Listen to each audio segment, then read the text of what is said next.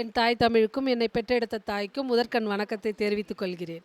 கலாம் விதைகளின் விருட்சம் சமூக இயக்கம் சேர்ந்து புதுவை அருங்காட்சியகம் இணைந்து ஒரு நெல் விதை கண்காட்சியை அருமையாக இங்கே ஒரு ஆர்கனைஸ் பண்ணி வச்சுருக்குறாங்க.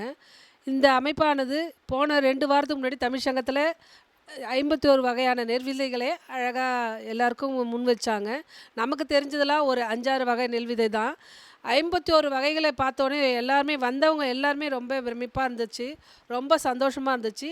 அதுவும் புதுச்சேரியில் இந்த அருங்காட்சியகத்தில் வச்சுருக்கிறது ரொம்ப சந்தோஷமாக இருக்குது. ஏன்னா டெய்லி வாக்கிங் இப்படி தான் போவேன், இப்படி தான் காய்கறி வாங்குவேன். ஆனால் இந்த சந்தில் இந்த அருங்காட்சியகம் இருக்கிறது எனக்கு தெரியல. அது எனக்கு ரொம்ப வெக்கமாக நினைக்கிறேன்.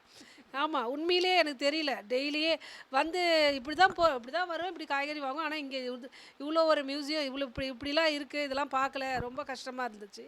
இங்கே வந்ததுக்கு ரொம்ப சந்தோஷமாக இருக்குது. இது மட்டும் இல்லாமல் விளைநிலங்கள்லாம் இப்போ எல்லாமே பிளாட் போட்டு விற்கிறாங்க.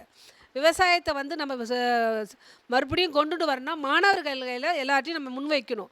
மாணவர்கள்ட்ட போயிட்டு இப்போ எல்லாரையும் ஒரு மரம் வளர்க்குறதுலேருந்து நெல் விதைகள்லேருந்து எப்படி வருது, நெல்லுன்னா எப்படி வருது, அரிசினா எப்படி வருதுன்னே தெரியாத ஸ்டூடெண்ட்லாம் இப்போ இருக்கிறாங்க.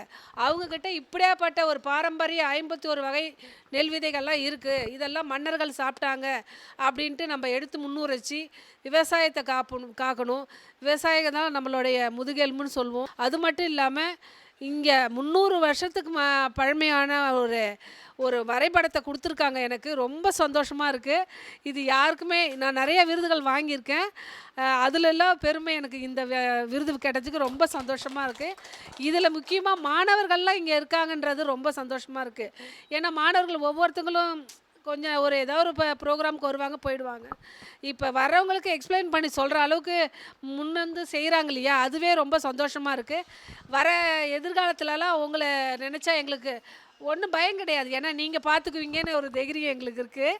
அப்படி இருந்தும் அண்ணனுக்கு உடம்பு முடியலன்னு சொல்கிறாங்க. உடம்புக்கு தான் முடியல, ஆனால் மனசில் தைரியம் இருக்குது. விடாமுயற்சியும் வெற்றியும் தொடர்ந்து செஞ்சுக்கிட்டே இருப்பாங்க. நல்லா மேலே பெரிய ஆளாக வரணும். இதை ஆர்கனைஸ் பண்ணி கொடுத்ததுக்கு எல்லாருக்கும் சந்தோஷம். நன்றி. நான் கலந்ததுக்கு நன்றி.